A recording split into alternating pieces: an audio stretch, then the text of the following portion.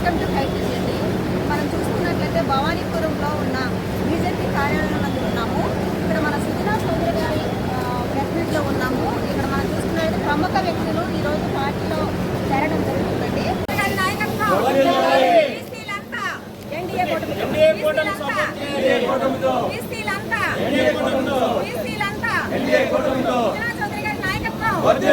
ఖచ్చితంగా ఆయన్ని గెలుపును చూస్తాము.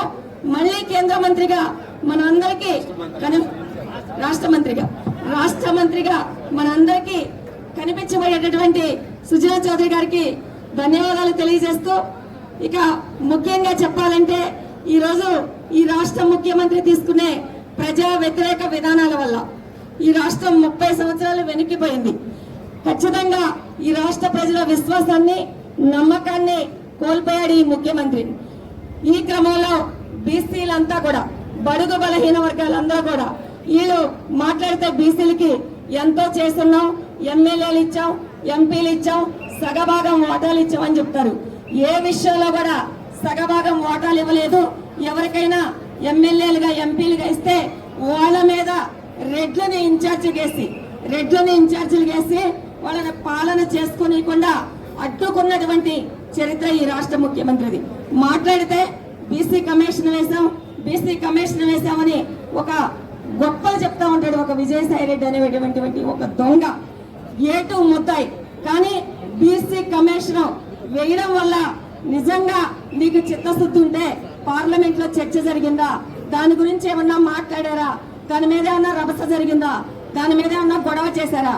ఊరికే బీసీలు కళ్ళ నీళ్లు తుడచడం కోసం మేము బీసీ కమిషన్ వేసామని కొన్నాళ్ళు, బీసీ బిల్లు పార్లమెంట్ లో ప్రవేశపెట్టామని కొన్నాళ్ళు అబద్దాలు చెప్తా ఉంటారు. ఈ అబద్దాలని నమ్మే స్థితిలో బీసీలు ఎవరు లేరు. ఈ రోజున ఈ రాష్ట్రంలో సామంత రాజుల రాజ్యం నడుస్తుంది.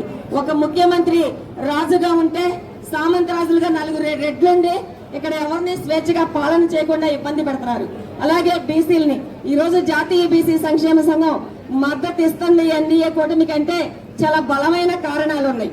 ముఖ్యంగా ఈ రోజున 26,000 మంది బీసీలని ఈ రాష్ట్రంలో అక్రమ కేసులు పెట్టి ఇబ్బంది పెట్టినటువంటి నైజం, అలాగే 300 మంది బీసీలని నరికి చంపినటువంటి నైజం, అనేక మందిని ఇబ్బంది పెట్టుకుంటూ బీసీ కార్యకర్తలు, నాయకులే కాకుండా ఈ రాష్ట్రంలో తెలుగుదేశం పార్టీలో పనిచేసేటటువంటి ముఖ్య నేత, రాష్ట్ర పార్టీ అధ్యక్షుడు అచ్చెన్నాయుడు గారి మీద కేసు, బీసీసీఎల్ అధ్యక్షుడు కొల్లు రవీంద్ర గారి మీద కేసు, మన అసెంబ్లీ సాక్షిగా, శాసన మండలి సాక్షిగా అనేక మంది ఎమ్మెల్యేలు, ఎమ్మెల్సీల మీద ఉన్నటువంటి దాడి చేసినటువంటి నైజం, అనేక మందిని యనమల రామకృష్ణుడి గారి దగ్గర నుంచి అనేక మంది నాయకుల్ని.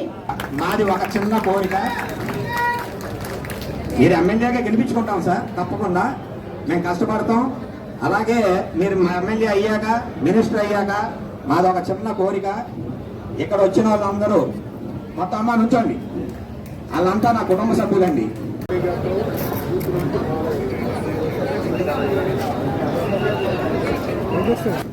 మొత్తం కోకోనట్ వెండర్స్ మొత్తం అమ్మవారి గుడి దగ్గర షాపులు తీసేయడం వల్ల రోడ్డు మీద నుంచొని ఎండలో వ్యాపారం చేసుకుంటున్నారు. ఇల్లు, అమ్మవారి గుడి ఎక్స్టెన్షన్ కి ఇల్లులు పోగొట్టుకున్నారు. ఎక్కడెక్కడ చెట్టుకొకలు పుట్టకొకలు అయిపోయారు. మా కమ్యూనిటీ కానీ మొత్తం అందరూ ఎంతో బాధపడుతున్నారు. వాళ్ళకి ఒక మార్గం చూపించండి. వచ్చాక వాళ్ళకి ఒక ఇల్లు, వాళ్ళకి వ్యాపారం చేసుకోవడానికి ఒక ప్లేసు. నా తరఫున మీకు ఇదే దాని బీసీ నాయకులు అందరూ కూడా, నా గొంతు బాగాలేదు ఈరోజు, ఏదైనప్పటికీ ఆంధ్రప్రదేశ్ నుంచి 200 మంది బీసీ నాయకులు మేడం గారి ఆధ్వర్యంలో వచ్చి మనకి మద్దతు తెలుపుతున్నారు. నూకానమ్మ యాదవ్ గారు, అది కాక ఈరోజు భారతీయ జనతా పార్టీ మీద, నరేంద్ర మోడీ గారి మీద, కూటమి మీద, చంద్రబాబు నాయుడు గారి మీద, నా మీద, పవన్ కళ్యాణ్ గారి మీద నమ్మకంతో జాయిన్ అయ్యి ఈ ఎలక్షన్లో గట్టిగా పనిచేయడానికి వచ్చిన వాళ్ళందరికీ కూడా నా ధన్యవాదాలు, ప్రత్యేక ధన్యవాదాలు.